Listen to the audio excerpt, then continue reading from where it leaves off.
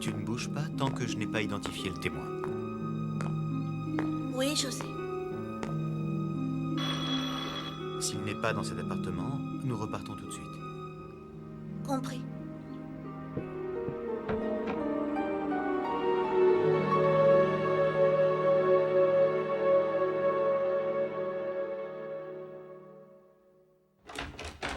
Bonjour, monsieur. Je suis désolé de vous déranger. Auriez-vous un instant à m'accorder? Qu'est-ce que c'est encore? Eh bien, je travaille pour la revue Libero Italia. Je suis journaliste. Et alors, qu'est-ce que vous voulez? J'ai entendu dire que monsieur Zuccaro de la société Costello était ici et j'espérais qu'il me donne une interview. Vous faites erreur, il n'y a pas de monsieur Zuccaro ici. Allez vous renseigner chez la concierge. Au revoir. C'est pourtant bien l'adresse qu'on m'a indiquée. Je te dis que je ne connais personne de ce nom-là, c'est incroyable ça! Tu le fais exprès ou t'es bouché? Hein? Non. Je vais pas te le répéter 10 fois, d'accord? Je vis tout seul ici.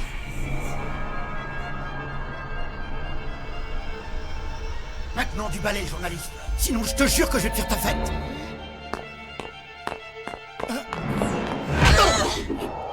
Oui, t'as un problème? Qu'est-ce qu'il y a?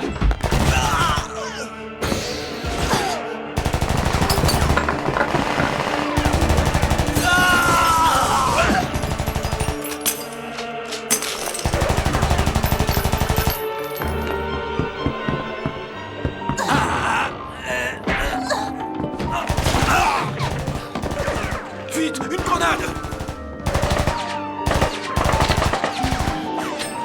Feu sur cible.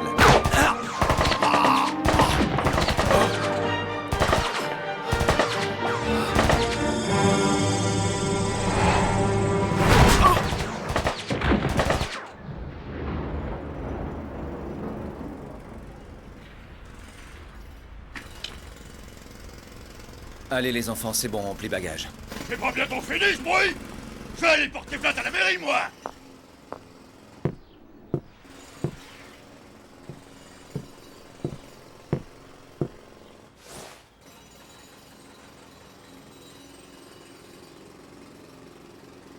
Qu'est-ce qui t'a pris? Ferrand? On a échoué, le témoin court toujours. Arrive avec des renforts, vite. Reçu 5 sur 5.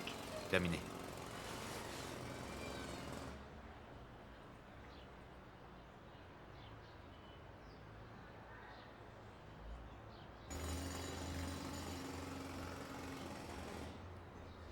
Pourquoi, Henrietta? Pourquoi tu n'as pas pu te contrôler?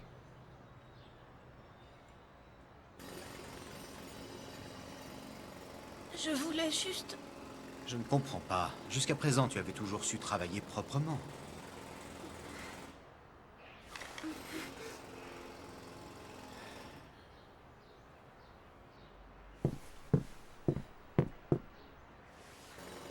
Tu es blessé au bras, Henrietta? Tu as mal? Réponds-moi, tu as mal? Non, ça va.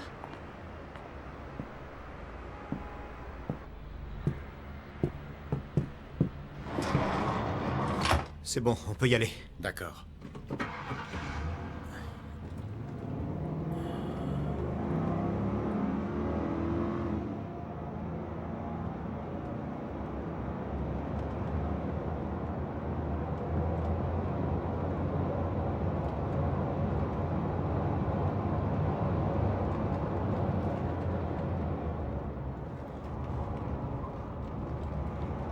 José, Ton bras te fait mal, c'est ça? je voulais simplement vous aider. Me rendre utile. Je ne me comporterai plus comme ça, je vous le promets.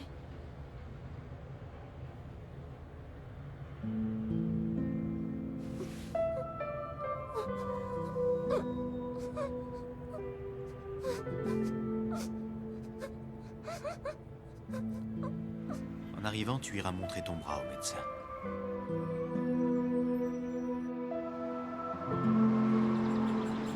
Le Bureau d'Action Sociale est un organisme officiel déclaré d'intérêt public qui porte assistance et soutien à tout individu, quel qu'il soit. Mais officieusement, il procède à des lavages de cerveau et à des greffes sur des malades, et les dote d'un corps artificiel quasiment indestructible. En bref, c'est un bureau secret chargé d'exécuter les sales besognes du gouvernement.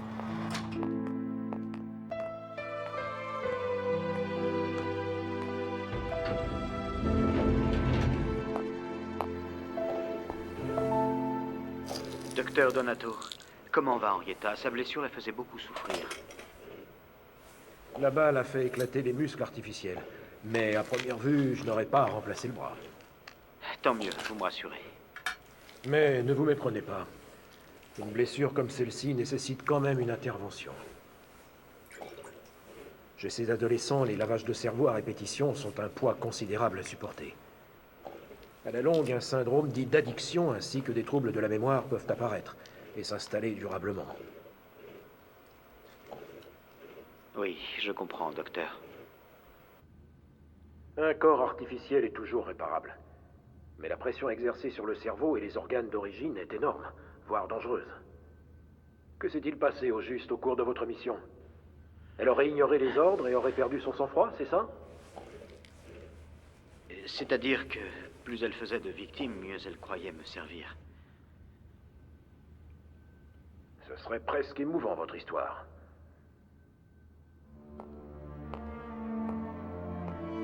José, je sais que vous avez de l'affection pour cette petite, mais un lavage de cerveau assez poussé est quand même nécessaire.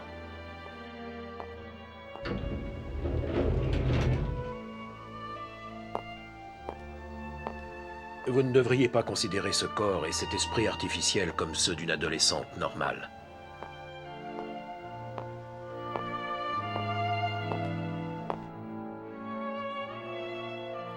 Les enfants sélectionnés par le bureau subissent des modifications physiques, ainsi que de fréquents lavages de cerveau.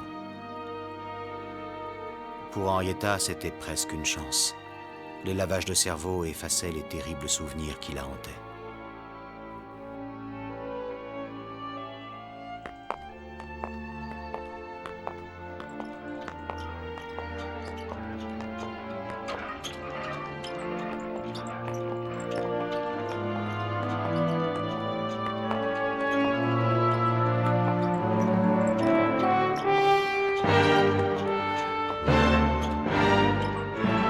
Henrietta, viens s'il te plaît. Oui.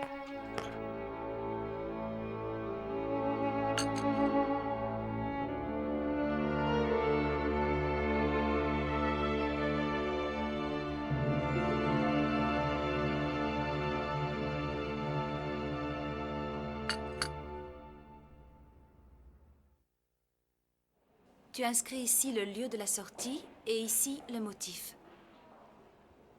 Parfait. Et maintenant tu signes. Ici. Voilà.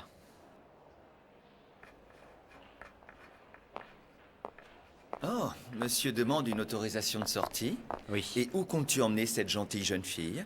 Ça, je ne sais pas, j'improviserai. Je vous tiendrai au courant.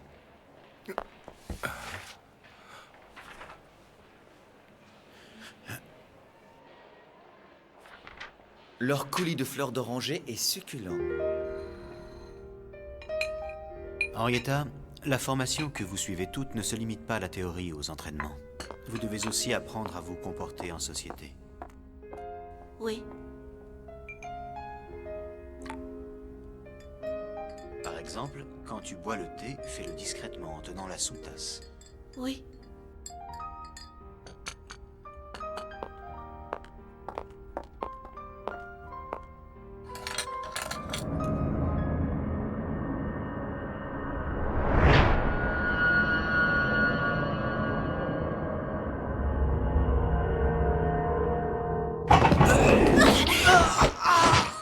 Arrête, Henrietta! Non!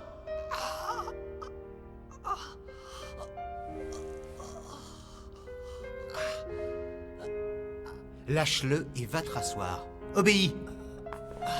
Oui. Ça va, rien de cassé? Je vous présente nos excuses, monsieur.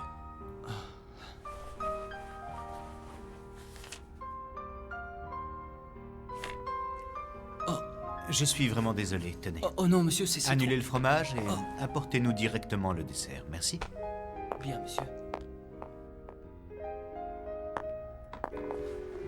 Est-ce que j'ai fait quelque chose de mal qui vous aurait déplu ou choqué? N'y pensons plus, Henrietta, et continuons notre repas. Oui.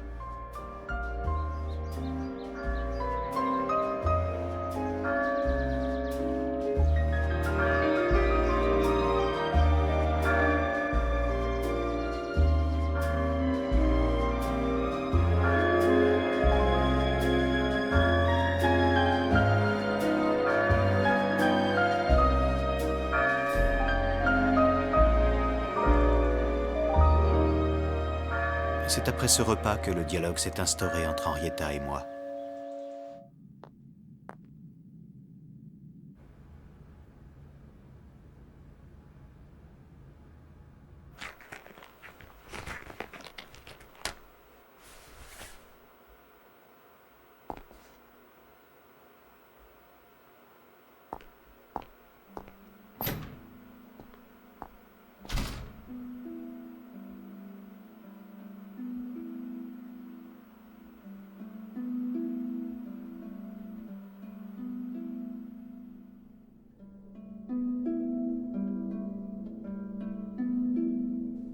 Tu as beaucoup de choses à apprendre avant d'être opérationnel. Faire du bon travail, c'est s'appliquer dans les tâches qu'on te donne à exécuter, et même dans les plus faciles. Je te ferai des notes de rappel, étudie-les bien chaque jour. Oui. Le canon de ton fusil ne doit pas dépasser du mur. Fléchis les jambes pour être le plus stable possible. Quand tu n'as pas de bipied, place ta main libre sous le centre de gravité de ton fusil. Si ta cible est à moins de 600 mètres, vise la tête. Au-delà de cette distance, vise le centre de son corps.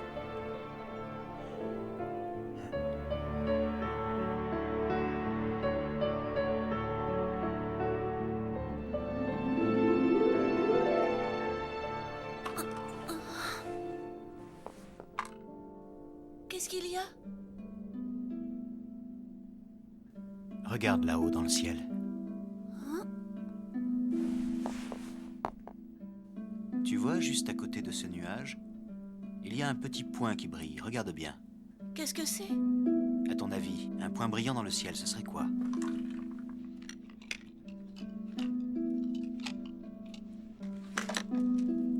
Ça pourrait être une fée ou même un ange.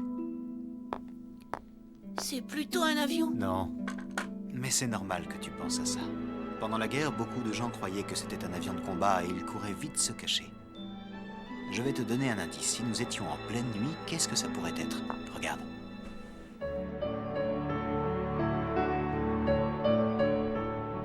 Une étoile? C'est Vénus, l'étoile du berger, l'objet le plus brillant du ciel nocturne. Son orbite est visible de la Terre. Attention, ne regarde pas le soleil.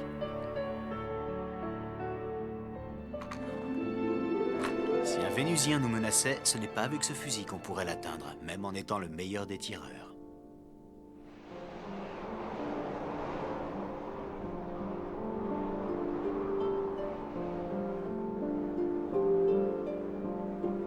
José, vous savez tout sur tout?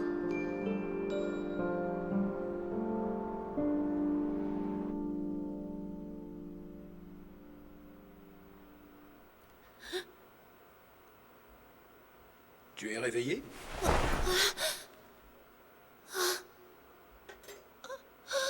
Tant que la plaie n'est pas cicatrisée, évite de prendre des bains. Si tu prends une douche, protège ton bras. Qu'est-ce qu'il y a? Tu as fait un cauchemar? Non, je ne sais pas. Je pleure comme ça. Je ne peux pas m'en empêcher.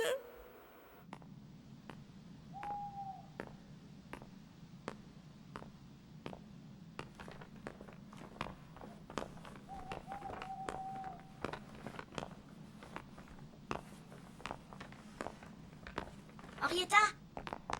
Hein? Rico m'a raconté. Il paraît que tu aurais perdu ton sang-froid. Oui, c'est vrai. Je reconnais que cette fois-ci, je me suis un peu énervée. Dis-moi, Triella, à ton avis, qu'est-ce que je dois faire maintenant?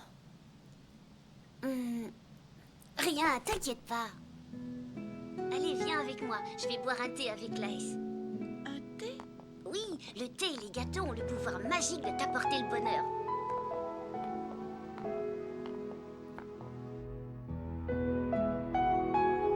En fait, c'est simple, Henrietta. Tu voulais faire preuve d'héroïsme. Tu crois que c'est ça? Oui, tu as peut-être raison. De toute façon, on n'a pas le choix. C'est la dernière chose que nous puissions encore faire.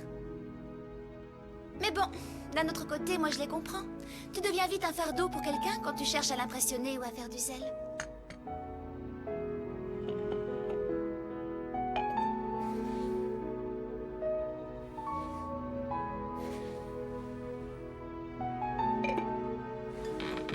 Je vais vous dire une chose, les filles. Profitez de votre jeunesse autant que vous le pouvez et ne vous occupez de rien d'autre. C'est très intéressant. Et de qui vient ces très bons conseils? De moi.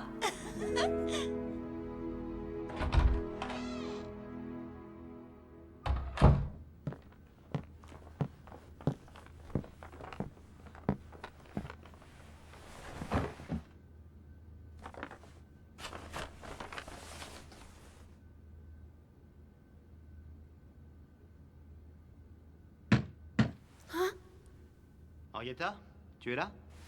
Oui. Entrez.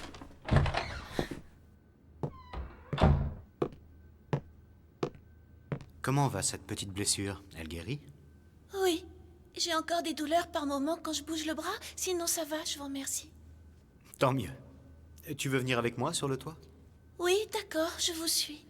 Mets ça sur toi, il fait froid dehors. Oh.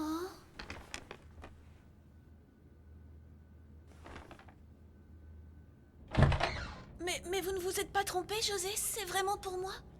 Oui, c'est pour toi. Dépêche-toi de le mettre et monte, je t'attends là-haut.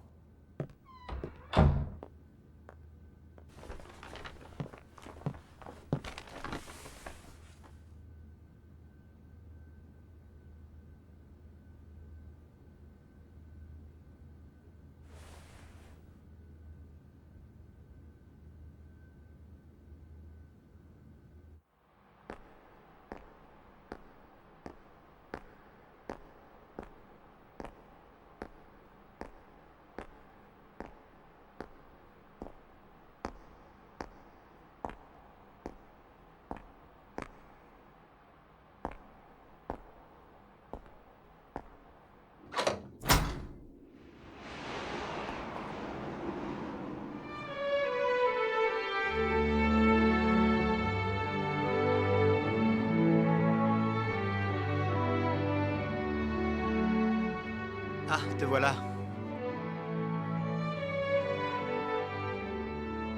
Viens, approche.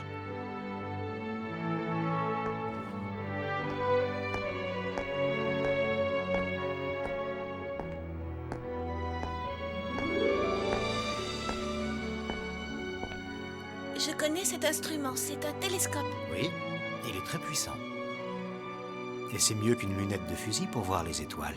Je suis sûr que ça va te plaire, Henrietta. Je n'ai encore jamais observé les étoiles. C'est vrai? Oui. José, pourquoi vient-on ici maintenant?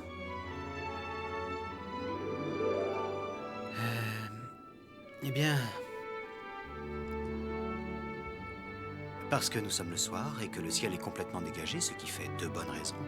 Et la troisième, c'est que je voulais te récompenser pour le travail que tu as accompli aujourd'hui. Vous n'êtes pas fâché?